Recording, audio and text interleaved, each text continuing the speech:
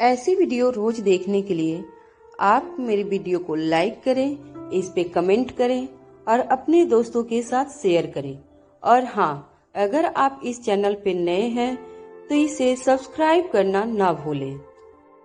जैसे ही संध्या ने माचिस की तीली जलाई, सारे आसपास खड़े रिपोर्टर दंग रह गए। उन्होंने अपने अपने कैमरा ऑन कर लिए और संध्या को लाइव न्यूज चैनल पर टेलीकास्ट करने लगे। संध्या जोर जोर से चीख चीख कर सबसे कह रही थी कि अगर श्रेया ने माफीनामा नहीं भरा तो वह यही सबके सामने अपने आप को आग लगा देगी। चाहे संध्या ने श्रेया के साथ जो कुछ भी किया था, श्रेया के मन में आज भी संध्या के लिए कुछ इज्जत बची थी, क्योंकि वह उसकी माँ थी और वह अपनी माँ को इस तरह मरती हुई नहीं दे सकती थी। श्रेया ने संध्या को जैसे ही रोकने की कोशिश की, अनिका ने श्रेया का हाथ पकड़ लिया और संध्या से कहा, आप चाहे कुछ भी कहें, आपकी बेटी को माफी नहीं मिलेगी। कोर्ट ने उसे सजा तो सुनाई है, वह बहुत सोच समझकर सुनाई है और हम लोग कानून की बहुत इज्जत करते हैं। अब कानून ने जो फैसला सुनाया है, हम उसके खिलाफ तो नहीं जा सकते। और रही बात आपकी आत्महत्या करने की के बारे में, तो देखिए आंटी, अगर आप आत्महत्या करना चाहती हैं तो मैं आपको रोक नहीं सकती।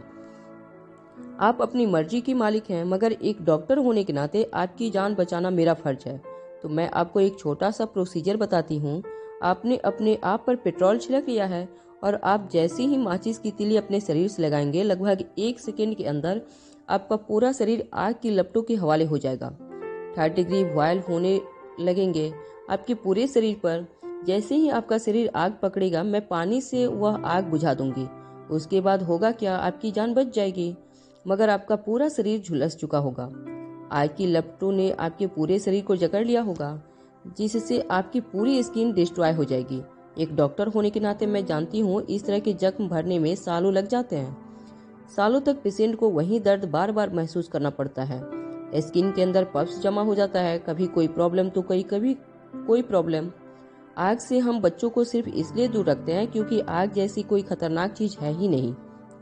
अगर इंसान चलते चलते गिर जाए, उसके पाँव की हड्डी टूट जाए तो महीने 2 महीने में वह फिर से चलने फिरने लगता है। मगर जिस पेशेंट को आग की लपटों ने पूरी तरह जकड़ लिया हो, समझ लो जिंदगी भर उस घर से बाहर निकलना मुश्किल हो जाता है। अब आपको तय करना है कि आपको क्या करना है। मैंने तय कर लिया कि आपको मुझे बचाना किस तरह है। अनिका की बातें सुनकर संध्या तेज सांसें लेने लगी। अनिका ने जो कुछ भी कहा था वह सब कुछ सच हुआ तो संध्या का क्या होगा, यह सोच सोचकर संध्या के पसीने छूटने लगे थे। मगर वह अपनी बेटी को किसी भी हालत में जेल से बाहर निकलना चाहती थी। संध्या ने फिर एक माचिस की तीली जलाई और श्रेया की ओर देखते हुए कहा, देखो, यह लड़की हम माँ बेटी के रिश्तों को बर्बाद करना चाहती है। अगर तुम्हारे दिल में तुम्हारी माँ के लिए जरा से भी इज्जत है, जरा सा भी प्यार है, तो अभी की अभी अपनी बहन को जेल से बाहर छुड़ा कर लाओ, वरना आज पहली बार ऐसा हुआ कि एक माँ अपनी बेटी के सामने अपने आप को जिंदा जला देगी। संध्या की बातें श्रेया को काफी डिस्टर्ब कर रही थी। श्रेया जानती थी कि नताशा ने उसके साथ जो कुछ भी किया था वह माफी के लायक नहीं था, मगर वह इस तरह संध्या को अपनी आंखों के सामने मरता हुआ नहीं देख सकती थी। श्रेया किसी तरह संध्या को रोकना चाहती थी, मगर अनिका ने श्रेया का हाथ कसकर पकड़ लिया था। अनिका अच्छी तरह जानती थी कि संध्या यह सब ड्रामा कर रही थी ताकि श्रेया को इमोशनली ब्लैकमेल करके नताशा को जेल से बाहर निकाल सके। मगर अनिका संध्या की वह चाल कामयाब नहीं होने देना चाहती थी। सारे प्रेस रिपोर्टर संध्या को श्रेया की इमोशनली ब्लैकमेल करते हुए देखकर मुझे कहने लगे कि आज श्रेया ने नताशा को माफ करके जेल से बाहर निकाल दिया होता तो बाकी क्रिमिनल्स को गलत एग्जाम्पल मिलेगा। तो हर क्रिमिनल्स यही करेगा, गुनाह करेगा और फिर उसका कोई ना कोई रिश्तेदार अपने आप को मार देने की धमकी देगा और मजबूरन उस गुनहगार को हमें छोड़ना होगा। प्रेस रिपोर्टर ने अपने कैमरा को ऑन कर रखे थे, मगर वह लोग अब धीरे धीरे श्रेया से कहने लगे थे, मैडम ऐसा मत कीजिएगा, अगर आपने किया तो बाकी क्रिमिनल्स को मोटिवेशन मिलेगा। इस देश में क्राइम बढ़ने लगेंगे। नताशा को जो सजा मिली है उसे वह सजा भुगतनी होगी। श्रेया के चेहरे पर परेशानी साफ नजर आ रही थी। श्रेया को देखकर अनिका समझ गई थी कि वह काफी बड़ी इमोशनल ट्रॉमा से गुजर रही थी। श्रेया को देखकर संध्या भी समझ चुकी थी कि वह बहुत जल्दी उसकी चाल कामयाब होने वाली थी। श्रेया किसी भी वक्त पिघलने वाली थी। इससे पहले कि श्रेया अपना फैसला सुनाती, सारे प्रेस रिपोर्टर ने अपने कैमरा कैलाश अधिकारी की ओर मोड़ लिए। कैलाश अधिकारी ने अपने हाथों में एक बड़ा कपड़े का टुकड़ा बांध लिया और जेब से लाइटर निकालकर उस कपड़े को आग लगा दी। फिर धीरे धीरे कैलाश अधिकारी संध्या की ओर आगे बढ़ते हुए कहने लगे, चलो आज तुम्हारा यह सपना भी पूरा कर देता हूँ। मुझे लगता है हम दोनों ही कहीं न कहीं इस मासूम लड़की की गुनहगार हैं। मैं इसे जन्म देने के बाद भूल गया और तुम इसे अच्छी जिंदगी नहीं दे पाई। आज इसकी आंखों के सामने हम दोनों अपने आप को जिंदा जला देते हैं। अपने हाथ में आग की मसाल लिए अपने पास आ रहे कैलाश अधिकारी को देखकर संध्या की कदम पीछे हटने लगे। संध्या अटकती हुई आवाज में कैलाश को देखकर कहने लगी, यह क्या कर रहे हो तुम? कहीं तुम पागल तो नहीं हो गए? कैलाश अधिकारी ने अपने हाथ में जो कपड़ा बांध रखा था वह धीरे धीरे पूरी तरह आग की लपटों से घिर चुका था। कैलाश अधिकारी अच्छी तरह जानता था कि संध्या किसी तरह श्रेया को परेशान करके उसे जबरदस्ती नताशा को माफ करने के लिए मजबूर करने आई थी। प्रेस रिपोर्टर्स न होते तो शायद कैलाश अधिकारी ने अपनी जेब से बंदूक निकालकर संध्या को हमेशा के लिए श्रेया के रास्ते से हटा दिया होता, मगर कैलाश जानता था कि इतने लोगों के सामने वह यह नहीं कर सकता था। अब उसके पास सिर्फ एक ही रास्ता था। अगर वह संध्या को हमेशा के लिए श्रेया के रास्ते से हटाना चाहता था तो वह खुद संध्या के साथ अपने आप को आग के हवाले कर दे। कैलाश अधिकारी धीरे धीरे संध्या की ओर आगे बढ़ने लगा। संध्या अपने कदम पीछे हटाते हुए कहने लगी, दूर रहो मुझसे। देखो, मैंने अपने आप पर पेट्रोल छिड़क लिया है। जरा से भी आग हम दोनों को दुर्गा सकती है। कैलाश ने जवाब देते हुए कहा, सुलगने ही तो आई थी तुम यहाँ। चलो आज तुम्हारी यह इच्छा पूरी कर देता हूँ। तुम्हारे साथ साथ मुझे भी अपने किए की सजा मिल जाएगी। जैसे जैसे कैलाश अधिकारी संध्या के पास जाने लगा, संध्या तेजी से अपने कदम पीछे हटाने लगी।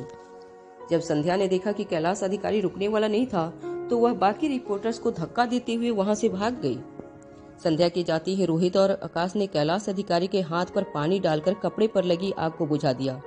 जब रोहित ने कैलाश अधिकारी के हाथ से कपड़ा हटाया तो उसने देखा कि कैलाश अधिकारी का हाथ काफी हद तक जल चुका था, मगर कैलाश अधिकारी के चेहरे पर दर्द का नामो निशान नहीं था।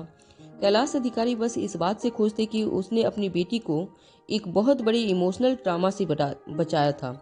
जब सारे रिपोर्टर्स ने देखा कि तमाशा खत्म हो चुका था तो सब अपने अपने कैमरा पैक करके गुलेरिया हाउस के परिणाम को खाली करने लगे। तभी आकाश ने सभी रिपोर्टर्स को रोकते हुए कहा, आप लोग काफी तकलीफें उठाकर यहाँ तक आए हैं। एक काम कीजिए, आप सभी को मैं गुलेरिया हाउस में दावत के लिए इनविटेशन देता हूँ। अंदर आइए, खाइए पीजिए और फिर जाइए। सारे प्रेस रिपोर्टर्स इस मौके को अपने हाथ से जाने नहीं देना चाहते थे। उनके नसीब में ऐसा कम ही हुआ था कि इतने बड़े खानदान से उन्हें दावत पर इनवाइट किया गया था। आकाश ने रिपोर्टर्स को अंदर मेजबानी के लिए इसलिए बुलाया था ताकि रिपोर्टर्स के साथ हमेशा की तरह गुलेरिया परिवार का अच्छा रेपो बना रहे और वह न्यूज में जो कुछ भी दिखाए उसमें गुलेरिया परिवार की बदनामी ना हो, उसका खास ध्यान रखें।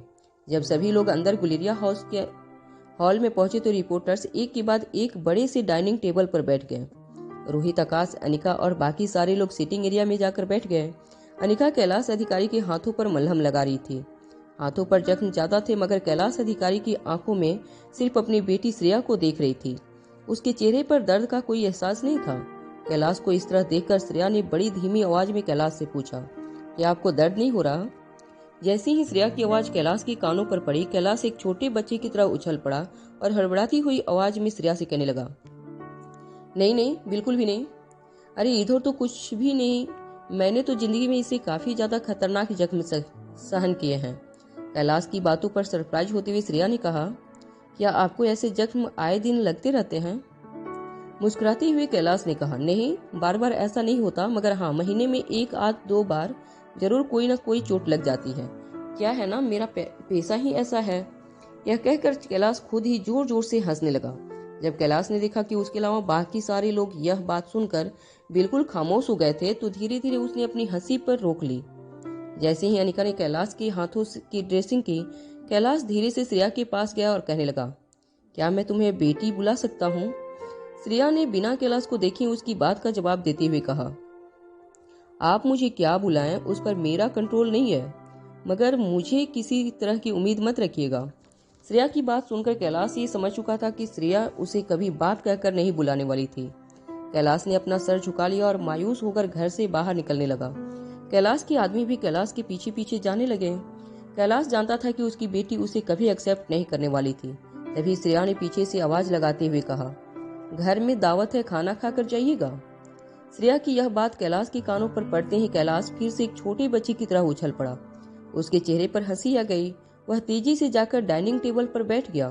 श्रेया और आकाश को अपनी ओर आता हुआ देखकर कैलाश ने डाइनिंग टेबल पर एक क्रेडिट कार्ड रख दिया और कहा, बेटा यह तुम्हारे लिए है, जो चाहे खरीदो, जितनी मर्जी शॉपिंग करो, कोई लिमिट नहीं है इसमें।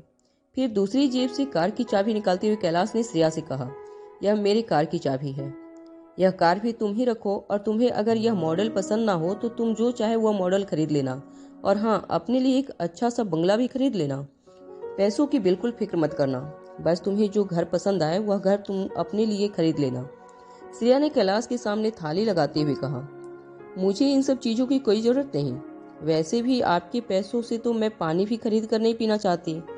श्रेया की बात कैलाश को तीर की तरह चुभ गई थी। कैलाश के पास दुनिया भर की दौलत थी, मगर आज उसे उस दौलत पर नफरत होने लगी थी, क्योंकि उसकी अपनी बेटी ने उस दौलत को ठुकरा दिया था। तभी आकाश ने कैलाश से कहा, देखिए आप फिक्र मत कीजिए, आप शायद भूल रहे हैं कि श्रेया अब मेरे साथ है, यहाँ उसे कोई बात की तकलीफ नहीं होगी। आकाश को देखकर कैलाश पहली बार अपने आप को बहुत छोटा महसूस करने लगा था। वह जानता था कि अगर अपनी बेटी का प्यार पाने के लिए उसे पैसों से रिझा नहीं जा सकता, मगर वह किसी तरह बार बार अपनी बेटी से बात करना चाहता था।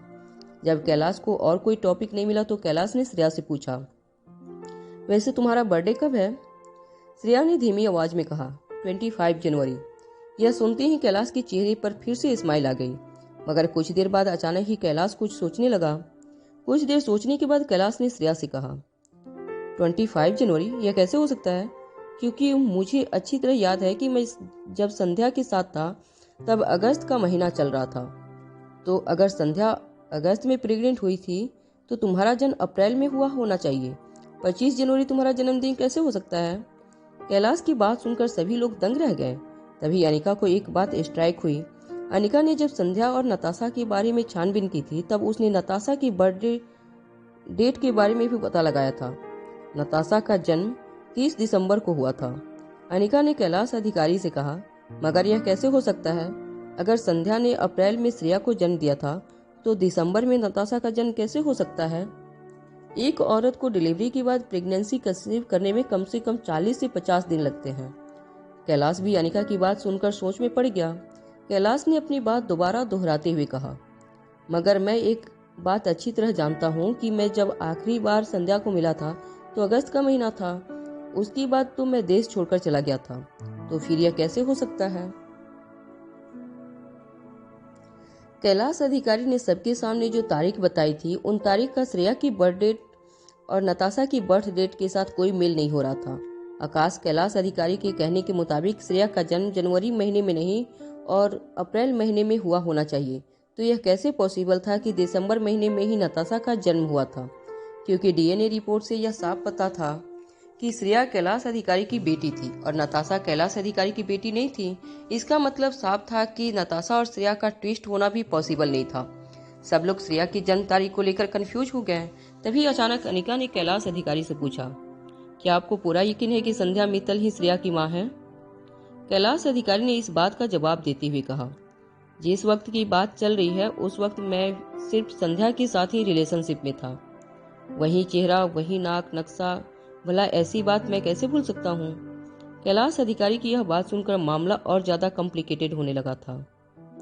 अगर श्रेया और नताशा सचमुच ट्विंस थे तो ऐसा कैसे हो सकता था कि एक बच्चे का बाप कैलाश अधिकारी हो और दूसरी बच्ची का बाप कोई और हो? न हो आज तक संध्या ने श्रेया के साथ जिस तरह का बर्ताव किया था वह देखकर अनिका को यह महसूस होने लगा था कि हो सकता है कि संध्या श्रेया की मां ना हो, क्योंकि जो माँ अपनी एक बच्ची को अपनी जान से भी ज्यादा प्यार करती है वही माँ अपनी दूसरी बच्ची के साथ इस तरह का बर्ताव कैसे कर सकती थी? यह बात वैसे भी समझ के बाहर थी।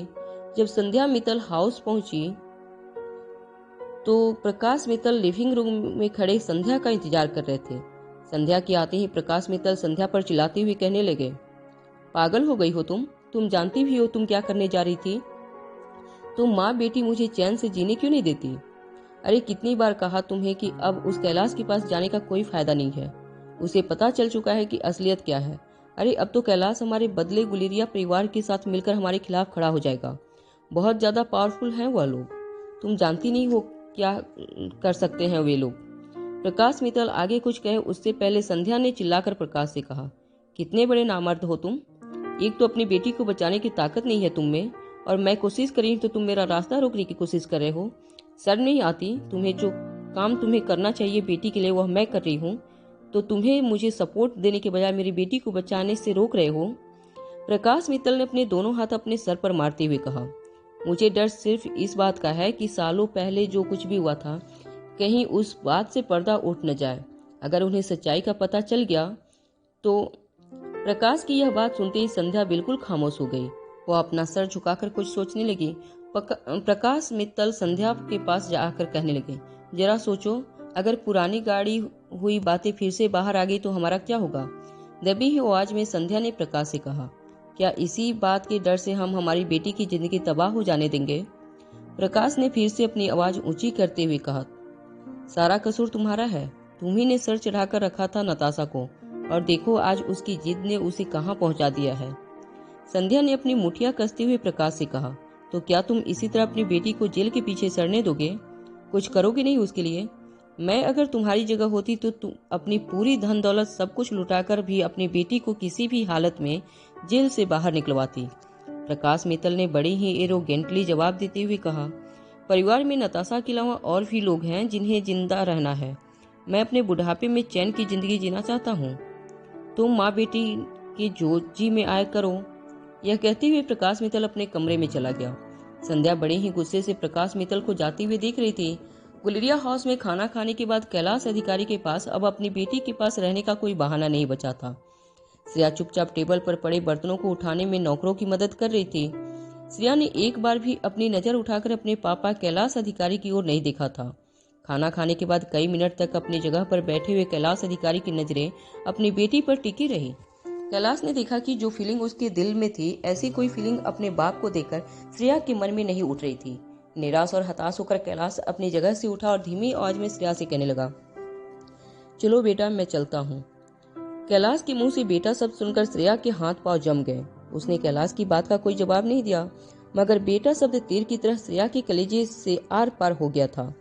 एक बिल्कुल अनजान चेहरा जिसे आज तक वह जानती तक नहीं थी, अचानक ही उसका बाप बनकर उसके सामने खड़ा था। श्रेया ने पूरी तरह से कैलाश अधिकारी को इग्नोर कर दिया। कैलाश ने फिर एक बार कोशिश करते हुए श्रेया से कहा, क्या मैं कल तुमसे मिल सकता हूँ? श्रेया ने अपना काम करते हुए कैलाश अधिकारी से कहा, मेरे पास आपसे मिलने के लिए कोई वजह नहीं है और ना ही आपसे मिलने की मुझ में कोई इच्छा है। आप जा सकते हैं। कैलाश अधिकारी से आज तक किसी ने इस तरह बात नहीं की थी, मगर श्रेया को इस तरह बात करते हुए सुनकर कहीं न कहीं कैलाश अधिकारी का दिल पिघलने लगा था। आखिरकार कोई तो उसे ऐसा मिला था जो उस पर हुक्म चला सके। कैलाश अधिकारी हताश और मायूस होकर गुलेरिया हाउस से बाहर चला गया। तभी अनिका ने श्रेया के पास आकर कहा, तुम्हें नहीं लगता तुम जरूरत से ज्यादा ही रूठ थी? अगर वह इतने प्यार से अपनी बेटी की नैतिकता बढ़ाना चाहते हैं तो तुम अपने कदम पीछे क्यों हटा रही हो? नैपकिन से अपना हाथ पोंछते हुए श्रेया ने अनिका से कहा, इसका जवाब तो तुम्हें भी अपने आप को देना है। यह कहते हुए श्रेया वहां से चली गई। अनिका श्रेया की बात का मतलब अच्छी तरह समझ चुकी थी कि मगर करण गुलेरिया और अनिका के रिश्तों में अब तक गर्माहट इसलिए नहीं आई थी क्योंकि अनिका और करण गुलेरिया दोनों ही काफी रिजर्व नेचर के थे। अपने मन में चल रही बातों को आसानी से अपनी जबान पर नहीं लाते थे। दोनों के दिल में इमोशंस जरूर थे, मगर दोनों के चेहरे पर कभी दिल में इमोशंस नजर नहीं आते थे। जब अनिका स्टेयर केस से ऊपर अपने कमरे की ओर जाने लगी तो रोहित, आर्यन और रिया के साथ अनिका के पीछे पीछे जाने लगा। तभी आकाश ने रोहित को रोकते हुए कहा, मिस्टर मारवा, अनिका को होश आ चुका है। मुझे लगता है अब आपको अपने घर जाना चाहिए। आकाश ने बड़े ही प्यार से रोहित को गेट आउट कहा था, मगर रोहित भी इतनी आसानी से हार मानने वाला नहीं था। रोहित ने मुस्कुराते हुए आकाश को जवाब दिया, मिस्टर गुलेरिया, बात दरअसल यह है कि मुझे लगता है कि अभी भी अनिका को 2 दिन अंडर ऑब्जर्वेशन रखना चाहिए। हेल्थ के मामले में कभी रिस्क नहीं लेना चाहिए। और फिर आर्यन और रिया अभी कुछ दिनों तक अपनी मम्मा के पास रहना ही पसंद करेंगे। यह कहकर रोहित आर्यन और रिया को लेकर अनिका के पीछे पीछे चलने लगा। तभी अचानक रोहित का फोन बजने लगा। रोहित ने जैसे ही फोन उठाया, रोहित के कानों पर एक लड़की की आवाज पड़ी। लड़की काफी ऊंची आवाज में रोहित को फटकार लगाते हुए कहने लगी, यह क्या भैया, तुम तो 2 दिन से घर ही नहीं आए। तुम्हें पता भी है कि घर पर कोई तुम्हारा इंतजार कर रहा है। आवाज सुनते ही रोहित के चेहरे पर इरिटेशन नजर आने लगा।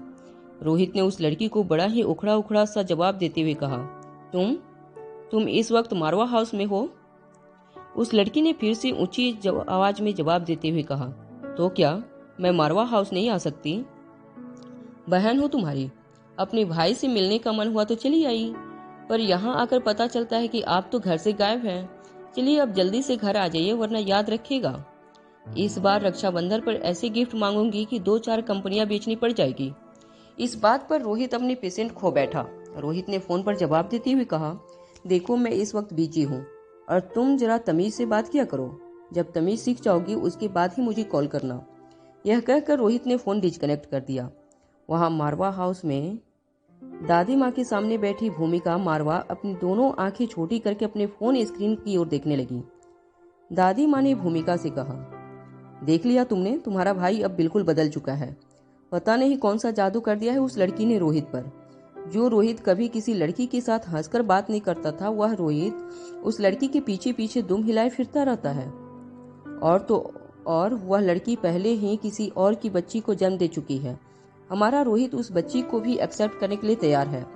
माँ बेटी ने तो आर्यन पर भी जादू चला दिया है। रोज कोई ना कोई बहाना ढूंढते रहता है उन दोनों से मिलने जाने के लिए। जब से वह माँ बेटी इन बाप बेटे की जिंदगी में आए हैं, बाप बेटे का स्वभाव पूरी तरह से बदल गया है। कभी बहुत खुश होते हैं तो कभी बिल्कुल मायूस मुंह लटका कर यहाँ वहाँ घूमते रहते हैं।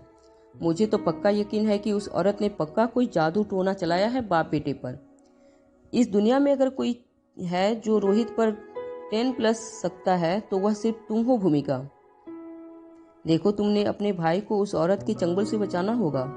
भूमिका मारवा अपने बालों की लट में उंगलियां घुमाती हुई दादी माँ से कहने लगी, आप बिल्कुल फिक्र मत कीजिए दादी माँ, अब मैं आ गई हूँ ना। यह केस आप मुझे सौंप दीजिए। जरा एक बार मिल लूँ उन माँ बेटी से। शुरुआत बेटी से करती हूँ।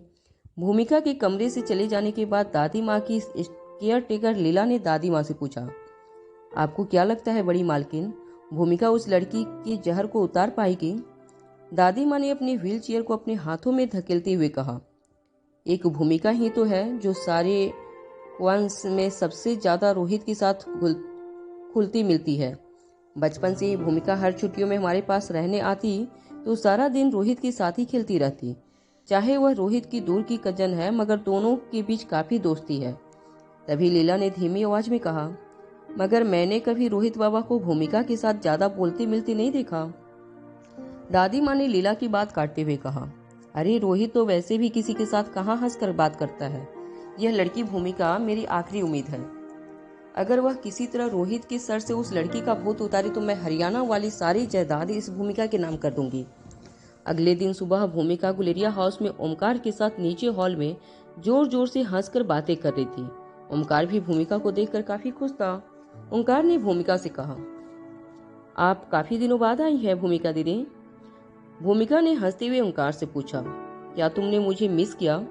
ओंकार ने भी मुस्कुराकर जवाब देते हुए कहा, हाँ मैंने आपको बहुत मिस किया। इस घर में आप आती हैं तभी हंसी की आवाज आती है, वरना तो पूरा घर हमेशा शांत रहता है। मुझे इस घर में काफी बोर होता है, इसलिए मैं तो काफी दिन तक घर पर आता ही नहीं। ना घर पर किसी को पता चलता है और ना मुझे कोई फोन करके पूछता है कि भाई तुम कहाँ हो। अचानक ही भूमिका की बात घुमाते हुए ओंकार से पूछा, तुम तो काफी बड़े हो गए हो, काफी हैंडसम लग रहे हो, लगता है काफी लड़कियां घुमा रही हो आजकल। बताओ इस वक्त कितनी लड़कियों के साथ अफेयर चल रहा है तुम्हारा? भूमिका के मुंह से यह बात सुनकर ओंकार बहुत अपवार्ड फील करने लगा। ओंकार जानता था कि भूमिका के काफी रिलेशनशिप रह चुके थे। भूमिका काफी प्री मॉडल की लड़की थी और यह बात ऊंची खानदानों में गॉसिप का सेंटर बन चुकी थी, मगर भूमिका को अपने बारे में हो रही बातों से कोई फर्क नहीं पड़ता था। ओंकार ने अपनी नजरें झुकाती हुई भूमिका से कहा, दीदी वह ऐसी कोई बात नहीं है। भूमिका ने अपनी उंगली से ओंकार के पेट में गुदगुदी करते हुए कहा, अरे बताओ भी, शर्माते क्यों हो, बताओ भी। तभी अचानक भूमिका के कानों पर एक ऊंची और सख्त आवाज पड़ी, बंद करो यह बकवास। जब भूमिका ने पीछे मुड़कर देखा तो रोहित बड़े ही गुस्से से भूमिका की ओर चलकर आ रहा था। रोहित ने भूमिका के पास आकर कहा, तुम यहाँ क्या कर रही हो और इस तरह की बातें करने का क्या मतलब है? भूमिका ने रोहित को जवाब देते हुए कहा, कम ऑन भाई, मैं ओंकार को पहले से जानती हूँ। हम दोनों पहले भी कई बार मिल चुके हैं। रियल फ्रेंड्स और फ्रेंड के बीच में ऐसी बातें तो होती रहती हैं। रोहित अपने दोनों हाथ अपनी जेब में डालकर बड़ी ही सख्ती से भूमिका से कहा, लेकिन हर फ्रेंडशिप की एक मर्यादा होती है, तुम्हें उस मर्यादा को पार नहीं करना चाहिए। भूमिका रोहित की बात सुनकर जोर जोर से हंसने लगी और कहने लगी, यह क्या बात कर रहे हो रोहित, मर्यादा एंड ऑल? और इतने बड़े बिजनेस टाइकून के मुंह से ऐसे शब्द अच्छे नहीं लगते।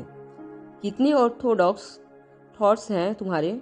अगर इस उम्र में गर्लफ्रेंड बॉयफ्रेंड नहीं होंगे तो क्या जब बाल पूरे सफेद हो जाएंगे तब रिलेशनशिप मनाएंगे? रोहित भूमिका की बातों से पूरी तरह इरिटेट हो चुका था। रोहित ने भूमिका से कहा, देखो तुम्हारी उम्र अब कोई अच्छा लड़का सा देखकर शादी कर लेने की है, ना कि इस तरह की बातों में टाइम वेस्ट करने की। भूमिका ने अपने दोनों हाथ हवा में उछालते हुए कहा, चिल ब्रदर चिल, अभी अभी मेरा ब्रेकअप हुआ है, मुझसे इस तरह की बात मत करो। It's what's.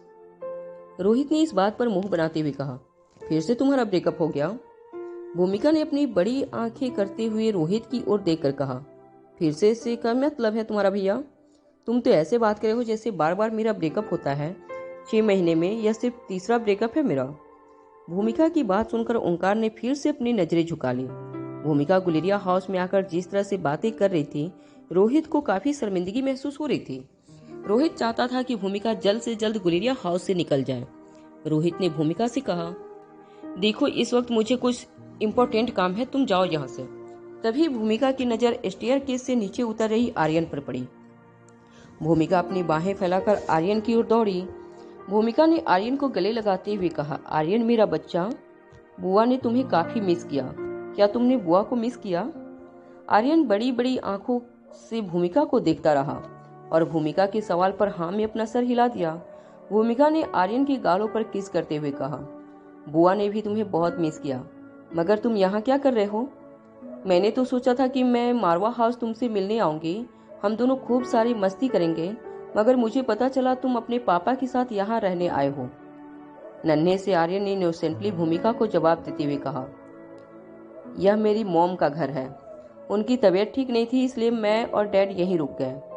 2 दिन से मैंने होमवर्क नहीं किया था और मुझे डर था कि कमरे में अगर मैं होमवर्क कर लूँगा तो मेरी मॉम की नींद खराब हो जाएगी, और अगर मॉम की नींद पूरी ना हो तो मॉम बहुत चिड़चिड़ी हो जाती हैं, डैड को भी नहीं छोड़ती, इसलिए मैं भी डैड के पीछे पीछे नीचे चला आया। नन्हे से आर्यन की बातें सुनकर भूमिका शॉक हो गई। वह हैरानी से रोहित की ओर देखने लगी। अचानक ही भूमिका के चेहरे पर एक अजीब सी हंसी आ गई। रोहित की ओर देखकर स्माइल करते हुए भूमिका धीमे कदमों से रोहित के पास आई और कहने लगी, अरे वाह भैया, नन्हा सा आर्यन आपकी गर्लफ्रेंड को मॉम कह के बुलाने लगा है। सुबह के 11 बज चुके थे, अब तक आपकी वह गर्लफ्रेंड सोई है और मुझे मेरे रिलेशनशिप के बारे में पाठ पढ़ाया जा रहा है। अपनी ओर देखिए भैया, मुझे तो लग रहा है आपकी रिलेशनशिप कुछ ज्यादा ही आग पकड़ रही है। जरा हमसे भी मिलवाओ आपकी उस गर्लफ्रेंड से जिसे आपका बेटा मॉम कहकर बुलाने लगा है। जरा देखे तो ऐसी क्या खास बात है उस लड़की में जिसने मेरे भाई को इतना पागल बना दिया है कि वह अपना आलीशान राजमहल छोड़कर उसके बेडरूम में घुसा रहता है। भूमिका की बात पर ऊंची आवाज में रोहित ने कहा, तमीज से बात करो भूमिका, यह तुम्हारी भाभी है, इतना याद रखना। रोहित को भड़कते हुए देखकर भूमिका के चेहरे पर बिल्कुल घबराहट नहीं नजर आ रही थी, बल्कि भूमिका ने अपने होठों को दबाते हुए फिर से रोहित से पूछा, चलिए ठीक है, 2 रातों से आप इसी घर में हो तो मैं भी उसे कुछ रातों के लिए भाभी मान लेती हूँ, मगर जरा भाभी को बेडरूम से बाहर भी बुलाइए कभी।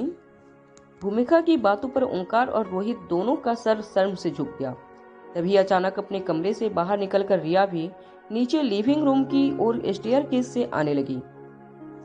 रिया ने आर्यन को आवाज लगाते हुए कहा, ब्रदर तुमने मुझे क्यों नहीं जगाया? मुझे भी बहुत जरूरी काम है, मुझे एक बहुत ही इम्पोर्टेंट मैच खेलनी है अपने गेमिंग पेज पर। इससे पहले कि रिया नीचे आए और भूमिका रिया को देख ले, आर्यन तेजी से स्टेयरकेस चढ़कर रिया के पास गया और रिया का सर झुका लिया। आर्यन और रिया दोनों स्टेयरकेस के पीछे छुप गए थे। जब भूमिका मुड़ी तो उसे दोनों बच्चे नजर नहीं आ रहे थे। वहां स्टेयरकेस के पीछे छिपे आर्यन रिया से कहा, नीचे भूमिका बुआ आई है, तुम नीचे मत आना, तुम चुपचाप इसी तरह झुककर फिर से कमरे में चली जाओ। रिया ने भी धीमी आवाज में आर्यन से पूछा, क्यों, क्या हुआ? भूमिका वह अच्छी औरत नहीं है क्या? कुछ देर सोचने के बाद आर्यन ने कहा, वह तो पता नहीं है मुझे, हाँ, मगर मुझे बहुत अजीब लगती हैं। जब भी घर पर मुझसे मिलने आती हैं अजीब अजीब बातें करती हैं। हमेशा ही मुझसे पूछती थी क्या मुझे कोई खास लड़की से दोस्ती करना पसंद है, मुझे कौन सी फिल्म में कौन सी एक्ट्रेस पसंद है। काफी अजीब सवाल होते थे उनके, जिनके जवाब मैं नहीं जानता था।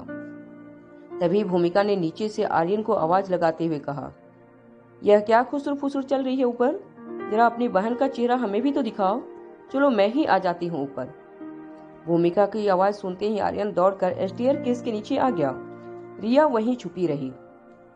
आर्यन ने भूमिका के सामने आकर कहा, नहीं नहीं, वह मेरी बहन नहीं थी, वह तो मैं मेरी पेंसिल ढूंढ रहा था। जब सीढ़ियां उतरकर आ रहा था तब मेरी पेंसिल मैंने गिरा दी थी। आर्यन के जवाब पर भूमिका मुस्कुराकर कहने लगी, अच्छा छोटे बदमाश, अब झूठ बोलना भी सीख गए हो। अच्छा चलो बताओ, तुम्हें कोई अपनी उम्र की लड़की पसंद आई अब तक या नहीं? जरा बताओ अपनी बुआ को। भूमिका के सवाल पर आर्यन फिर से चौंक गया। वो अपने डैड की ओर देखने लगा। रोहित ने इस बार भूमिका का हाथ जोर से पकड़कर उसे पीछे धकेलते हुए आर्यन से कहा, तुम ऊपर जाओ अपनी मॉम के कमरे में और अपनी बहन से भी कह देना कि तुम कुछ देर तक अपने कमरे से बाहर ना निकले। रोहित की बात सुनते ही आर्यन चुपचाप सीढ़ियां चढ़कर अपने कमरे की ओर जाने लगा। नन्ही सी रिया भी क्रॉल करके अपने कमरे की ओर जाने लगी। रोहित की पकड़ से अपना हाथ झटकते हुए छुड़ाते हुए भूमिका ने कहा, क्या भैया, इतना पॉजेसिव होने की जरूरत नहीं है। एक बार अगर मैं मेरी सो कॉल्ड भाभी को देख लूंगी तो क्या मुसीबत हो जाएगी? मैं उसे खा तो नहीं जाऊंगी ना। बस देखना चाहती हूँ एक बार उस औरत को जिनकी ब्यूटी ने मेरे भाई को पिंजरे में बंद कर रखा है। रोहित भूमिका के बारे में सब कुछ जानता था। किस तरह कॉलेज के दिनों में ही भूमिका के मल्टीपल्स अफेयर्स रहते थे। छोटे छोटे कपड़े पहनना, फैशन करना, आए दिन नए बॉयफ्रेंड बनाना। रोहित नहीं चाहता था कि भूमिका अनिका से मिले और अनिका रोहित के खानदान के बारे में कोई अलग राय बनाए। इतना ही नहीं, पर रोहित एक बाप भी था। वो रिया से बेहद प्यार करता था। रिया आर्यन से काफी अलग थी, किसी भी नई चीज से काफी जल्दी अट्रैक्ट हो जाती थी। और अगर कहीं भूमिका की आउटगोइंग पर्सनैलिटी से नन्ही सी रिया को अट्रैक्शन हो गया तो शायद यह उसके लिए अच्छा ना हो। रोहित नहीं चाहता था कि रिया पर ऐसी संगत का कोई खराब असर पड़े। रोहित एक बाप था और नहीं चाहता था कि बड़े होकर रिया भूमिका जैसे किसी लड़की को अपना आइडल बनाकर उसी के नक्शे कदम पर चलने लगे। ऐसा नहीं था कि रोहित ऑर्थोडॉक्स था, मगर कहीं न कहीं जब से रोहित के अंदर का बाप जाग गया था, रोहित अपनी बेटी को लेकर काफी प्रोटेक्टिव हो गया था। भूमिका ने इस वक्त भी जो ड्रेस पहन रखी थी वह काफी शॉर्ट थी। कुछ देर तक रोहित को कंफ्यूजन में देखने के बाद भूमिका ने रोहित से कहा, चलिए अगर आप उस लड़की से मेरी मुलाकात नहीं करवाना चाहते तो कोई बात नहीं, मुझे आज किसी से मिलने नहीं जाना। मैं यहीं बैठी रहूंगी जब तक वह अपने कमरे से बाहर नहीं आती। आखिर मैं भी देखती हूँ कितनी देर वो अपने बेडरूम में बांध कर रख सकती है। यह कहते हुए भूमिका लिविंग एरिया में सोफा पर जाकर बैठ गई। रोहित समझ चुका था कि भूमिका इतनी आसानी से जाने वाली नहीं थी, इसलिए ना चाहते हुए हार मानकर रोहित ने भूमिका से कहा, ठीक है, तुम्हारी जो मर्जी में आए करो, मुझे बहुत काम है। यह कहते हुए रोहित अपना लैपटॉप लेकर गुलेरिया हाउस में बने स्टडी रूम में चला गया। भूमिका की पर्सनालिटी और उसकी बातें देखकर ओंकार पहले ही घबरा गया था। रोहित के जाने के बाद ओंकार भूमिका के साथ अकेले नहीं रहना चाहता था, इसलिए दबे पांव ओंकार लिविंग रूम से अपने कमरे की ओर जाने लगा। ओंकार को जाते हुए देखकर भूमिका ने ओंकार का रास्ता रोक लिया और ओंकार को कॉलर से पकड़ते हुए पूछा, कहाँ जा रहे हो? सच बताओ, अपनी गर्लफ्रेंड से मिलने जा रहे हो ना? डर की मारे ओंकार ने नाम में अपना सर हिलाता रहा, मगर भूमिका ने ओंकार का कॉलर और टाइट पकड़ लिया और कहने लगी, अब सच भी बताओ, कितनी गर्लफ्रेंड है तुम्हारी? ओंकार समझ नहीं पा रहा था कि भूमिका उसे इस तरह से सवाल क्यों पूछ रही थी। घबराते हुए ओंकार ने जवाब दिया, मैं सनी के साथ गेम खेलने जा रहा हूँ।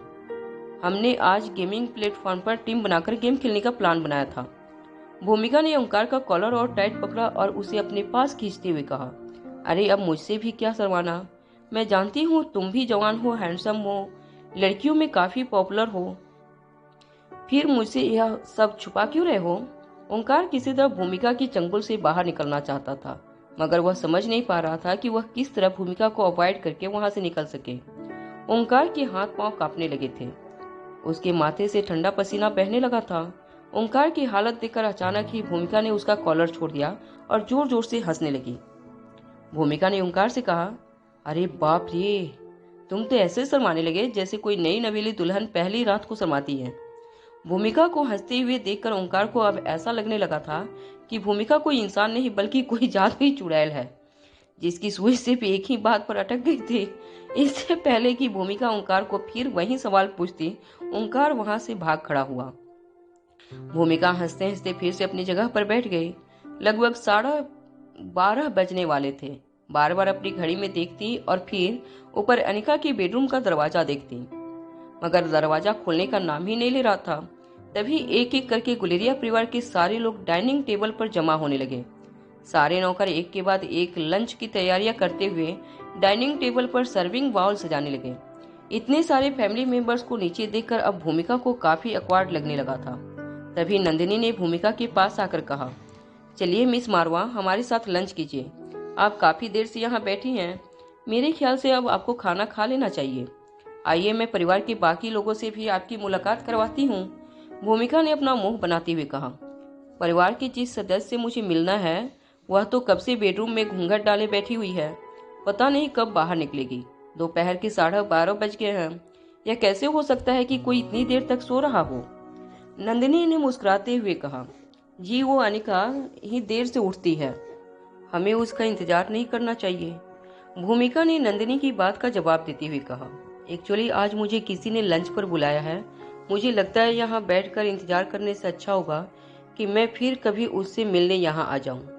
जैसे ही भूमिका गुलेरिया हाउस से बाहर जाने लगी, अनिका ने अपने बेडरूम का दरवाजा खोला। दरवाजा खुलते ही भूमिका ने अपने आगे बढ़ते हुए कदम रोक लिए। जैसे ही भूमिका ने पीछे मुड़कर ऊपर अनिका के बेडरूम की ओर देखी, नन्हा सा आर्यन बेडरूम से बाहर आ रहा था। जब आर्यन ने चुपके से रेलिंग से अपना सर उठाकर नीचे हॉल में देखा, तब आर्यन को एहसास हुआ कि भूमिका अभी नीचे अनिका का इंतजार कर रही थी। भूमिका को देखते ही अनिका ने अपने सर पर जोर से हाथ मारा और दौड़कर बेडरूम के अंदर जाकर दरवाजा बंद कर लिया। आर्यन का इस तरह का बिहेवियर देखकर भूमिका समझ नहीं पा रही थी कि आखिर आर्यन रोहित की इस तरह उस लड़की को इतनी प्रोटेक्शन क्यों दे रहा था। मगर अब ज्यादा देर गुलेरिया हाउस में रुकना भूमिका की पेशेंस लेवल के बाहर हो चुका था। भूमिका ने अपना एक पांव जोर से फ्लोर पर पटका और नोकीली हाई हील सैंडल की आवाज करते हुए गुलेरिया हाउस से बाहर चली गई। भूमिका के जाने के कुछ देर बाद अनिका ने बेड पर करवट लेना शुरू किया। बच्चे समझ चुके थे कि मम्मा अब कुछ ही देर में जागने वाली थी। अनिका को करवट बदलते हुए देखकर रिया और आर्यन के चेहरे पर एक बड़ी सी स्माइल आ गई। कुछ ही देर में अंगड़ाई लेते हुए अनिका ने अपनी आंखें खोली। दोनों बच्चों को अपने बगल में देखकर अनिका ने भी एक बड़ी सी मुस्कान देते हुए दोनों बच्चों के गालों पर किस किया। इसके बाद अनिका ने अपना फोन चार्जिंग से निकाला और कैजुअली फोन चेक करने लगी। अनिका ने देखा कि इंस्पेक्टर अब्बास के कई मिस कॉल आ चुके थे। अनिका कुछ देर तक यही सोचती रही कि आखिर इंस्पेक्टर अब्बास को इस वक्त क्या काम हो सकता था अनिका से। अनिका के मन में यह ख्याल आया भी कि कहीं चैंपियनशिप में हुई घटना के बारे में इंस्पेक्टर उसे किसी केस में फंसाने की कोशिश तो नहीं कर रहे थे, मगर वो इतनी आसानी से डरने वालों में से नहीं थी। अनिका ने इंस्पेक्टर अब्बास को कॉल लगा दिया। जैसे इंस्पेक्टर अब्बास ने कॉल उठाया, अनिका ने कहा, कहीं ये इंस्पेक्टर, आपको मुझसे क्या काम था। इंस्पेक्टर अब्बास ने एक लंबी सांस छोड़ते हुए कहा, क्या आप अपनी माँ के बारे में जानना चाहती हो। सालों पहले उसके साथ क्या हुआ था, वह क्यों दिल्ली छोड़कर अचानक गायब हो गई थी। इन सवालों का जवाब पाने के लिए अनिका कुछ ही भी करने के लिए तैयार थी। यह बात इंस्पेक्टर अब्बास भी अच्छी तरह जानते थे। इंस्पेक्टर अब्बास की बात कानों पर पड़ते ही अनिका की नींद पूरी तरह से खुल गई। अनिका ने क्यूरियोसिटी से इंस्पेक्टर अब्बास को पूछा, हाँ मैं जानना चाहती हूँ, कहिए इंस्पेक्टर, आपको क्या पता लगाया है। इंस्पेक्टर अब्बास ने जवाब देते हुए कहा, रिलैक्स मिस अनिका, मैंने अब तक कुछ पता नहीं लगाया, मगर हाँ हम दोनों मिलकर पता लगा सकते हैं कि सालों पहले एग्जैक्टली स्वाति मल्होत्रा के साथ क्या हुआ था। कुछ स्पेशल ऑफिसर की टीम को लेकर हम ह्यूमन ट्रायल का सालों पुराना केस रीओपन कर रहे हैं और मेरी टीम में एक डॉक्टर की जरूरत भी है, एक फॉरेंसिक डॉक्टर जो हमारी टीम के साथ मिलकर इस ऑपरेशन में काम करें। क्या आप हमें ज्वाइन करना चाहेंगे। अनिका इंस्पेक्टर अब्बास के प्रपोजल को रिजेक्ट करना चाहती थी, मगर इससे पहले कि वह उन्हें मना करते, इंस्पेक्टर अब्बास ने अपनी बात आगे बढ़ाते हुए कहा, जवाब देने से पहले एक बार सोच लीजिएगा। अगर आप हमारे साथ मिलकर इस ऑपरेशन में शामिल होंगे तो हम तमाम तहकीकात और तमाम इन्फॉर्मेशन जो हमारे पास होगी आपके साथ शेयर की जाएगी। इन इन्फॉर्मेशन में शायद कई लिंक्स तुम्हारी माँ की पास्ट से जुड़ी होगी। बहुत कुछ पता कर सकती हो तुम तुम्हारी माँ के बारे में इस चीज के जरिए। और इतना ही नहीं, तुम्हें इतना भी बता देना चाहता हूँ कि तुम्हारी जान को खतरा है। Your life is in danger. और तुम्हारे साथ साथ तुम्हारे आसपास के लोग जिन्हें तुम प्यार करती हो, उनकी जिंदगी में अभी खतरे में है। कोई है जो तुम्हें नुकसान पहुंचाना चाहता है। अब जब तुम सबके सामने बाहर आ चुकी हो तो तुम पर बना हुआ खतरा अब और भी ज्यादा गहरा हो गया है। इंस्पेक्टर अब्बास की बात सुनकर अचानक ही अनिका को अपनी माँ की आखिरी रिकॉर्डिंग याद आई, जिसमें अनिका की माँ ने अनिका को यही समझाया था कि अगर उसने अपनी पहचान लोगों से नहीं छुपाई तो उस पर और उसके चाहने वालों की जिंदगियों पर खतरा बना रहेगा। इंस्पेक्टर अब्बास ने अपनी बात आगे बढ़ाते हुए कहा, मेरे पास कुछ ऐसी इन्फॉर्मेशन है जो तुम्हें तुम्हारी माँ के अतीत से जोड़ सकती है। अगर तुम मेरे साथ ही इस मिशन में मेरी टीम का साथ दोगी तो मैं तुम्हें वह इन्फॉर्मेशन जरूर दूंगा। इस बार अनिका ने भी सख्त आवाज में इंस्पेक्टर अब्बास से कहा, पहले मुझे बताइए क्या राज जानते हैं आप। कुछ देर सोचने के बाद इंस्पेक्टर अब्बास ने कहा, ठीक है बताता हूँ। इंस्पेक्टर अब्बास जान चुके थे कि अनिका उनके सामने एक सीधी सी डील रखी थी। अगर इंस्पेक्टर अब्बास अनिका को अपनी मां से जुड़ी अतीत के बारे में इन्फॉर्मेशन देंगे तो वह केस की छानबीन में उनकी मदद करेगी। बच्चों से दूर बालकनी में जाकर चाय का कप हाथ में उठाते हुए अनिका ने इंस्पेक्टर अब्बास से कहा, तो बताइए इंस्पेक्टर, क्या जानते हैं आप मेरी माँ के बारे में। इंस्पेक्टर अब्बास ने कहा, मुझे लगभग पता चल चुका है कि सालों पहले तुम्हारी माँ दिल्ली छोड़कर अचानक ही गायब क्यों हो गई थी। अनिका ने यह बात सुनते इंस्पेक्टर अब्बास से पूछा, क्यों। इंस्पेक्टर अब्बास ने जवाब देते हुए कहा, सालों पहले हमें शक है कि एक ड्रग मैन्युफैक्चरिंग ऑर्गेनाइजेशन किसी ड्रग का ह्यूमन पर एक्सपेरिमेंट कर रही है। एक ऐसा ड्रग जो इंसान की फिजिकल और मेंटल स्ट्रेंथ को 1000 गुना ज्यादा बढ़ा देता है। आदिनाथ के इंसिडेंट के बाद हमें भी फिर से शक हुआ कि शायद वही ड्रग ट्रायल्स ह्यूमंस पर अभी भी किए जा रहे हैं। इसलिए मैंने मामले की तह तक जाने की छानबीन शुरू कर दी। ड्रग के ह्यूमन ट्रायल्स के बारे में अनिका को उसी वक्त पता चल गया था जब मयूर ने अनिका से कहा था कि विक्रम तो 2 साल पहले एक काफी दुबला पतला मामूली सा मुंडा था दिल्ली का, फिर अचानक 2 साल के अंदर विक्रम के अंदर शैतानी ताकत और मार्शल आर्ट की इतनी सूझबूझ कहाँ से आ गई थी। एक बात मयूर की समझ में नहीं आ रही थी। तभी अनिका को इस बात का शक हो गया था कि विक्रम और उसके साथी जरूर किसी ऐसे ड्रग का इस्तेमाल कर रहे हैं जिसकी वजह से उनके शरीर के अंदर रातों रात शैतानी ताकत आ जाती थी। इंस्पेक्टर अब्बास ने अपनी बात आगे बढ़ाते हुए कहा, अभी कुछ दिनों पहले जेल में बंद विक्रम जोर जोर से अपना सर दीवार से पटकने लगा। वह अपने नाखूनों से अपना शरीर कांपने लगा था। ऐसा लग रहा था वह खुद ही अपने हाथों से अपनी जान ले लेगा। उसके दिमाग पर उसका कोई कंट्रोल नहीं रहा था। अनिका ने हैरान होते हुए इंस्पेक्टर अब्बास से पूछा, क्या यह उसी ड्रग के यूज। इससे पहले कि अनिका अपनी बात पूरी कर पाती इंस्पेक्टर अब्बास ने कहा, हाँ, तुम जो सोच रही हो वह बिल्कुल सही है। यह उसका साइड इफेक्ट है। अगर एक बार इस ड्रग का एडिक्शन हो गया तो यह ड्रग ना मिलने पर इंसान के शरीर और उसके दिमाग पर बहुत बुरे साइड इफेक्ट हो जा सकते हैं और इसलिए इस ड्रग को बैन किया गया है।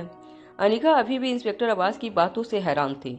अनिका ने इंस्पेक्टर अब्बास से पूछा, मगर इन सब का मेरी माँ के साथ क्या कनेक्शन है। इंस्पेक्टर अब्बास ने तुरंत इस बात का जवाब देते हुए कहा, क्या तुम जानती हो सालों पहले हमें इस ड्रग ऑर्गेनाइजेशन के एक्सिस्टेंट के बारे में कैसे पता चला। अनिका ने पूछा, कैसे। इंस्पेक्टर अब्बास ने जवाब देते हुए कहा, सालों पहले इसी तरह के ड्रग का यूज करते हुए कुछ लोग मारे जा चुके थे। उनके शरीर से मिले ड्रग का केमिकल कंपोजिशन और विक्रम के खून से मिले ड्रग का केमिकल कंपोजिशन लगभग सेम है। इसका मतलब साफ है कि वो ड्रग ऑर्गेनाइजेशन आज भी उसी ड्रग को लेकर अपने ह्यूमन ट्रायल कर रहा है। सालों पहले वाले ड्रग सैंपल और अभी मिले ड्रग सैंपल के बीच कोई ज्यादा फर्क नहीं है, बस थोड़ी बहुत केमिकल की मात्रा बदली गई है। यह ड्रग अभी भी मास कंप्लीटेड के लिए रेडी नहीं है। इसके साइड इफेक्ट इतनी ज्यादा है कि इस ड्रग को अभी इंटरनेशनल मार्केट में बेचा नहीं जा सकता। मगर इस ड्रग ऑर्गेनाइजेशन को यकीन है कि एक बार इसका सही केमिकल फार्मूला पता लगा लिया तो यह ड्रग इस दुनिया का सबसे महंगा और सबसे ज्यादा डिमांड किया जाने वाला ड्रग बन जाएगा।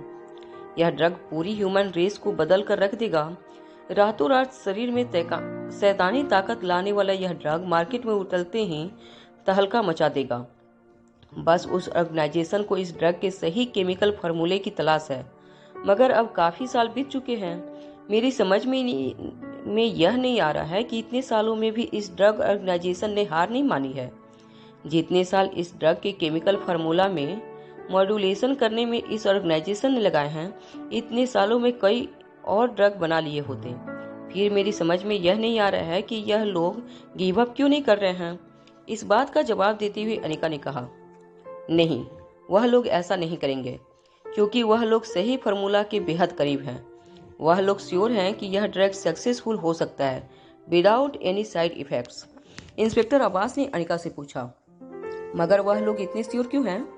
अनिका ने जवाब देते हुए कहा, क्योंकि शायद यह ड्रग पहले सक्सेसफुली बनाया जा चुका है, और शायद उस केमिकल फार्मूला में कौन सा केमिकल किस मात्रा में डालना है यह बात या तो यह लोग जानते नहीं हैं, या तो किसी ने वह सही फार्मूला बनाने के बाद डिस्ट्रॉय कर दी है, और यह लोग अभी सही फार्मूला की तलाश में है। इंस्पेक्टर अब्बास ने चुटकी बजाते हुए कहा, देयर यू आर। इसका मतलब साफ है कि इस ड्रग को पहले सक्सेसफुली बनाया जा चुका है। उस ऑर्गेनाइजेशन से जुड़ा कोई ऐसा शख्स है जिसने पहले सक्सेसफुली इस ड्रग के फार्मूले को इन्वेस्ट किया था। अनिका ने फिर से तेज आवाज में इंस्पेक्टर अब्बास से पूछा, और मेरी माँ का इन सब के साथ क्या कनेक्शन है? इंस्पेक्टर अब्बास ने जवाब देते हुए कहा, देखो, मैंने तुम्हारी माँ के बारे में कुछ और इन्फॉर्मेशन निकलवाई है। जब वह टीनेजर थी तब वह लंदन गई थी, और यह बात तो तुम अच्छी तरह जानती हो कि फार्मास्यूटिकल इन्वेस्टमेंट्स में तुम्हारी माँ काफ़ी तेज थी। मुझे लगता है जब वह लंदन गई थी तभी वह इस ऑर्गेनाइजेशन के साथ जुड़ी हुई थी, जो अब दिल्ली वापस आई। लगभग उसी दरमियान ह्यूमन एक्सपेरिमेंट इंडिया में भी शुरू हो गई थी। उसके बाद 25 साल पहले अचानक ही तुम्हारी माँ दिल्ली से गायब हो गई। आई एम सॉरी, मगर यह सारी चीजें एक ही बात की ओर इशारा कर रही हैं। इंस्पेक्टर अब्बास आगे जो बात कहने वाले थे वह अनिका सुनना नहीं चाहती थी।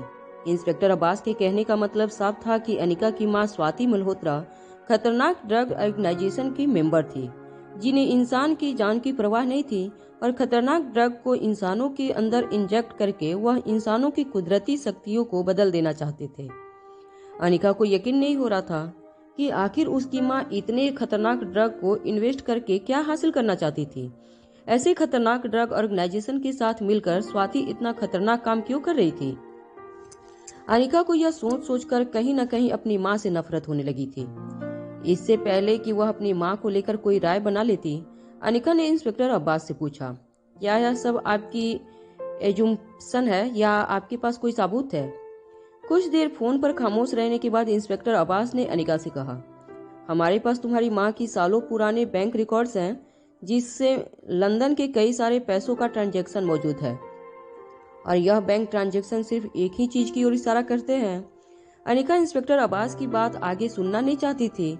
अनिका एक बात अच्छी तरह जानती थी कि स्वाति मल्होत्रा फार्मास्यूटिकल इन्वेस्टमेंट्स के काफी तेज थी। जब वह मल्होत्रा फार्मेसी के साथ जुड़ी थी तब उसने काफी चमत्कारी आविष्कार भी किए थे। इस तरह का ड्रग बनाना स्वाति के लिए मुमकिन था। हो सकता है कि स्वाति उस ऑर्गेनाइजेशन में काफी बड़ी पोजीशन पर हो, मगर अपनी माँ के बारे में यह सब कुछ सोच सोचकर अनिका को चिढ़ होने लगी थी। जिस माँ की तस्वीर अनिका ने हमेशा देखी थी वह इंस्पेक्टर अब्बास ने दिखाई हुई तस्वीर से काफी अलग थी। अनिका ने हमेशा ही सोचा था कि उसकी माँ बहुत ही अच्छी औरत थी, मगर इंस्पेक्टर अब्बास ने जो प्रूफ दिए थे वह कुछ और ही बता रहे थे। अनिका इंस्पेक्टर अब्बास की टीम के साथ जुड़कर इस केस में और गहरा नहीं उतरना चाहती थी। अनिका ने सोच लिया था कि कुछ राज अब राज ही रहे तो अच्छा है। अनिका ने इंस्पेक्टर अब्बास से कह दिया, आई एम सॉरी, इस केस में मैं आपकी कोई मदद नहीं करना चाहती। इससे पहले कि अनिका फोन डिस्कनेक्ट करती, इंस्पेक्टर अब्बास ने अनिका से कहा, मयूर की जान बचाने के लिए भी नहीं। इंस्पेक्टर अब्बास की बात सुनकर अनिका शॉक हो गई। वह समझ नहीं पा रही थी कि आखिर इंस्पेक्टर अब्बास मयूर को इस केस से जोड़कर क्या साबित करना चाहते थे। तभी इंस्पेक्टर अब्बास ने अनिका के फोन पर कहा, देखिए, जो फार्मूला सक्सेस हुई थी उससे बनी हुई उसकी एक टेबलेट अभी भी इस दुनिया में मौजूद है। वह कहाँ है, किस देश में है, किसके पास है, इसके बारे में मैं अभी नहीं जानता, मगर वह जरूर जानता हूँ कि वह ड्रग उस फार्मूला से बना है जिस फार्मूला तक पहुँचने की कोशिश यह ड्रग ऑर्गेनाइजेशन कर रहा है। यानी कि बिना किसी साइड इफेक्ट के वो ड्रग इंसान में शैतानी ताकत पैदा कर सकता है। अब तुम ही सोच लो कि उस फार्मूला के आसपास की फार्मूला से बनाई गई ड्रग की गोलियां अगर विक्रम के शरीर में 2 साल में इतनी ताकत पैदा कर सकती है, तो अगर वह बिना साइड इफेक्ट वाली ड्रग मयूर को दी जाए तो क्या वह पूरी तरह से रिकवर नहीं हो सकता? इंस्पेक्टर अब्बास की बात सुनते ही अनिका की सांसें थम गई। अनिका यह बात अच्छी तरह जानती थी कि विक्रम और उसके साथियों ने जिसका सेवन किया था, उसके बाद रातों रात उनके अंदर गजब की ताकत आ गई थी। विक्रम के शरीर का हीलिंग प्रोसेस अनिका ने खुद अपनी आंखों से देखा था। अगर किसी तरह अनिका को वह टेबलेट मिल जाए या वह फार्मूला मिल जाए जिससे टेबलेट की साइड इफेक्ट बिल्कुल ना हो, तो मयूर को फिर से अपने पैरों पर अनिका खड़ा कर सकती थी। इतना ही नहीं, मयूर बिल्कुल पहले की तरह हंसी खुशी अपनी जिंदगी बिता सकेगा। मयूर का चेहरा सामने आते ही अनिका ने बिना सोचे इंस्पेक्टर अब्बास से कहा, ठीक है, मैं तुम्हारी टीम ज्वाइन करने के लिए तैयार हूँ, मगर मेरी 2 शर्तें हैं। इंस्पेक्टर अब्बास ने कुछ देर सोचने के बाद अनिका से कहा, ठीक है, क्या मैं तुम्हारी शर्तें पहले सुन सकता हूँ? अनिका ने जवाब देते हुए कहा, हाँ, मेरी पहली शर्त यह है कि जब भी हमें वह टेबलेट मिले, आप भले ही वह टेबलेट मुझे ना दें, मगर उस टेबलेट को बनाने का फार्मूला आप मुझे दे देंगे। इंस्पेक्टर अब्बास ने बिना सोचे अनिका से कहा, ठीक है, मुझे मंजूर है। मुझे पता है कि तुम कभी भी उस फार्मूला का गलत इस्तेमाल नहीं करोगी। तुम्हारी अगली शर्त क्या है? अनिका ने कहा, मुझे सोते वक्त कोई डिस्टर्ब नहीं चाहिए। इंस्पेक्टर अब्बास अब तक जान चुके थे कि अनिका को अपनी नींद कितनी प्यारी थी।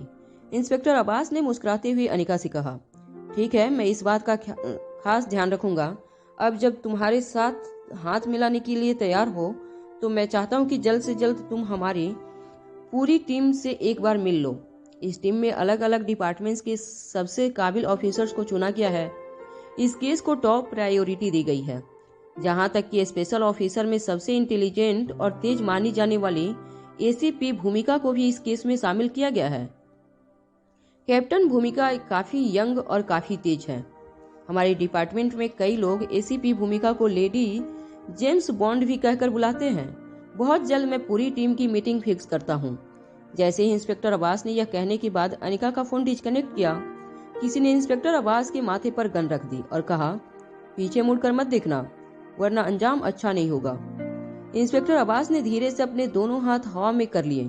तभी पीछे से एक लड़की के हंसने की आवाज आने लगी। धीरे धीरे वह लड़की इंस्पेक्टर अब्बास के सामने आकर बैठ गई। इंस्पेक्टर अब्बास ने राहत की सांस छोड़ी और अपनी जगह से उठकर सामने बैठी लड़की को सैल्यूट करते हुए कहा, एसीपी भूमिका, आई एम ग्लैड कि आप हमारी मदद करने इस टीम में शामिल होने वाली हैं। भूमिका की हंसी रुक नहीं रही थी। भूमिका ने हंसते हुए इंस्पेक्टर अब्बास को बैठने का इशारा किया। कुछ देर बाद अपनी हंसी को कंट्रोल करते हुए भूमिका ने कहा, इंस्पेक्टर अब्बास, मैंने आपके अंदर ट्रेनिंग ली है। आपने मुझे सिखाया कि हमेशा ही एक ऑफिसर को अलर्ट रहना चाहिए। उसके सामने होने वाली चीजों से ज्यादा उसका ध्यान उसके पीछे होने वाली चीजों पर होना चाहिए। फिर आपकी खोई हुई बात आज आप कैसे भूल गए? इतनी आसानी से मैंने आज आपको चेक और मेंट कर लिया था। इंस्पेक्टर अब्बास ने मुस्कुराते हुए भूमिका से कहा, मैं तुम्हें ट्रेन जरूर किया है, मगर आज तुम मुझसे कई ज्यादा आगे निकल गई हो। तुम मेरी सीनियर हो फोर्स में और मुझसे कई ज्यादा तेज, चालाक और टैलेंट हुई। I am proud of you. बस इसी केस से जुड़े और एक मेंबर से बात कर रहा था। दरअसल यह केस कई सालों पुराना केस है जिसमें ह्यूमन ट्रायल की जा रही है। यह एक ऐसा ड्रग है। इससे पहले कि इंस्पेक्टर अब्बास अपनी बात आगे कह पाते, भूमिका ने अपना एक हाथ टेबल पर मारते हुए कहा, अरे केस के बारे में तो बातें चलती रहेगी, जरा मुझे यह बताओ, हमारी टीम में कोई हैंडसम ऑफिसर है भी या नहीं? सब आपकी तरह बोरिंग और नॉन इंटरेस्टेड लोग ही हैं। क्या है ना कि टीम में अगर इंटरेस्टिंग लोग हो तो केस जल्दी सॉल्व हो जाते हैं। क्या है, सभी का एक दूसरे में इंटरेस्ट बना रहता है। इंस्पेक्टर अब्बास ने अपनी नजरें झुका ली और मुस्कुराने लगे। इंस्पेक्टर अब्बास ने भूमिका से कहा, टीम के बारे में तो आप सभी जान पाएंगे जब पूरी टीम के साथ आपकी मुलाकात होगी। तब आप ही डिसाइड कर लेना कि कोई इंटरेस्टिंग ऑफिसर टीम में है भी या नहीं। भूमिका ने अचानक ही इंस्पेक्टर अब्बास का फोन अपने हाथ में ले लिया और फोन लिस्ट चेक करने लगी। भूमिका ने इंस्पेक्टर अब्बास से पूछा, अच्छा अभी अभी किससे बात कर रहे थे आप? इंस्पेक्टर अब्बास ने जवाब देते हुए कहा, हमारी टीम में एक फॉरेंसिक डॉक्टर की कमी थी। मैंने अभी अभी एक फॉरेंसिक डॉक्टर को रिक्वेस्ट की है कि वह हमारी टीम में जुड़े। वह काफी तेज है। यूँ समझ लीजिए कि डॉक्टर जैसा दिमाग इंडिया में तो क्या पूरे दुनिया में कहीं नहीं देखा गया होगा। भूमिका ने अपने होंठ दबाते हुए इंस्पेक्टर अब्बास से कहा, वाह, काफी इंटरेस्टिंग लग रहा है यह डॉक्टर। क्या जितना इंटेलिजेंट है उतना ही हैंडसम भी है? वैसे ज्यादा हैंडसम नहीं होगा तो कोई बात नहीं।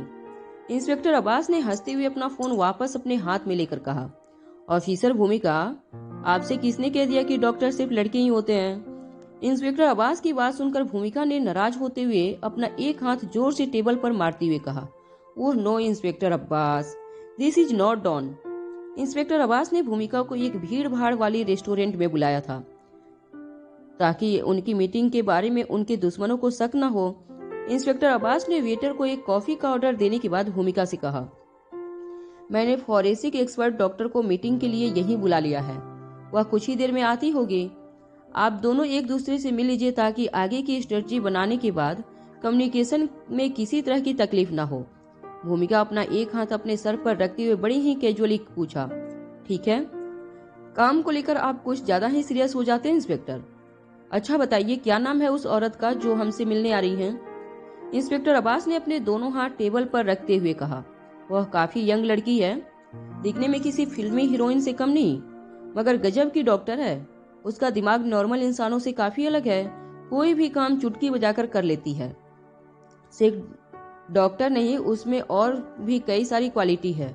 आगे बात करने से रोकते हुए भूमिका ने कहा, मैंने आपको उस लड़की की तारीफ करने को नहीं कहा, सिर्फ नाम पूछा था। इंस्पेक्टर अब्बास ने बिल्कुल धीमी आवाज में भूमिका से कहा, उसका नाम है अनिका, अनिका गुलेरिया। यह नाम सुनते ही भूमिका ने अपना हाथ अपने सर से हटा लिया और अपनी कमर सीधी कर ली। यह नाम भूमिका ने पिछले 2 दिनों से कई बार सुना था।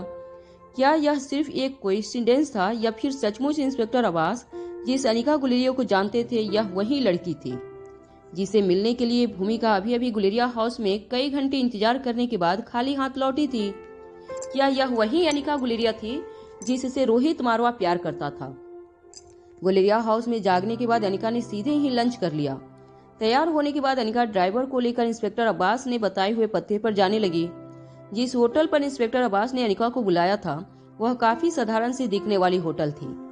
होटल के अंदर काफी भीड़ थी।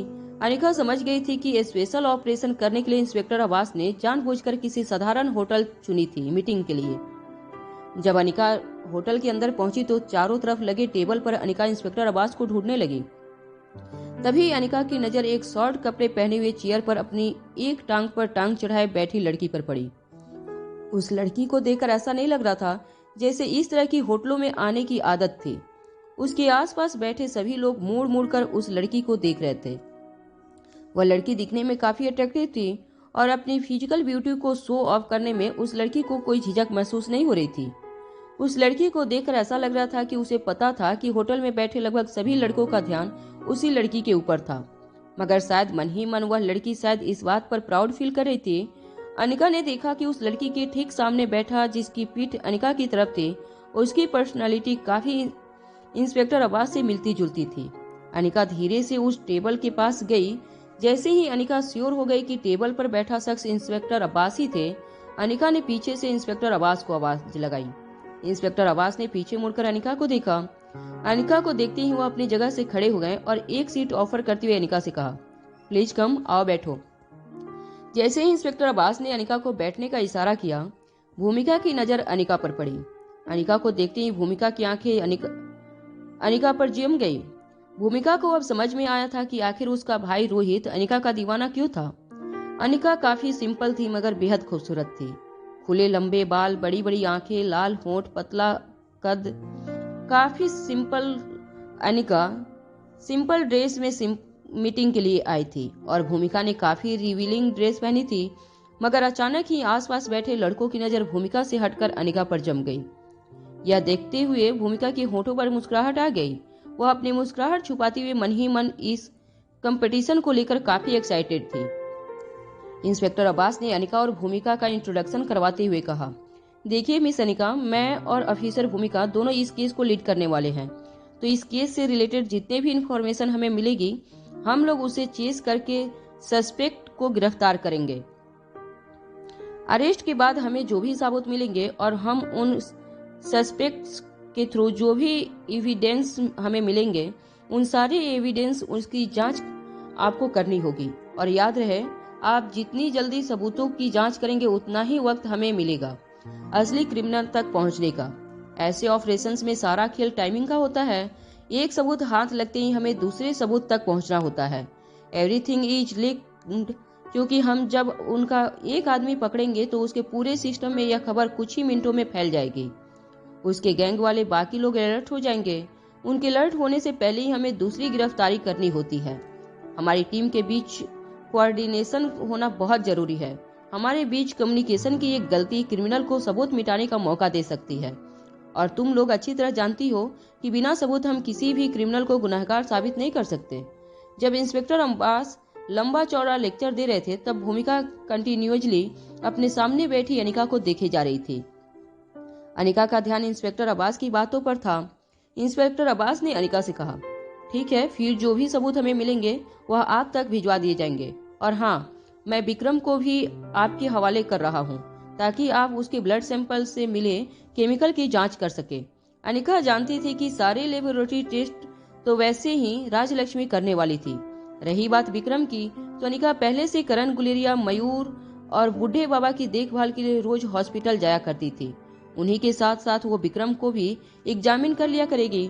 जब अनिका को लगा कि मीटिंग लगभग खत्म हो चुकी थी तो अनिका ने अपनी पर्स उठाई और इंस्पेक्टर अब्बास से कहने लगी, ठीक है, फिर मुझे लगता है अब मुझे चलना चाहिए। जैसे ही अनिका अपनी जगह से खड़ी होकर जाने लगी, भूमिका ने अनिका को रोकते हुए कहा, वेल मिस गुलेरिया, दरअसल बात यह है कि मैं दिल्ली में अभी अभी आई हूँ। अपने लिए रहने का इंतजाम कर लिया है मैंने, मगर अभी कुछ घंटों तक वह जगह अनअवेलेबल नहीं है। और आप तो जानती हैं कि मुझसी लड़की का इस तरह की जगह पर ज्यादा देर रुकना सही नहीं रहेगा। एक लड़की होने के नाते अनिका भूमिका की बात अच्छी तरह समझ सकती थी। अनिका ने भूमिका से कहा, ठीक है, तो कुछ देर तक आप मेरे साथ मेरे घर चलिए।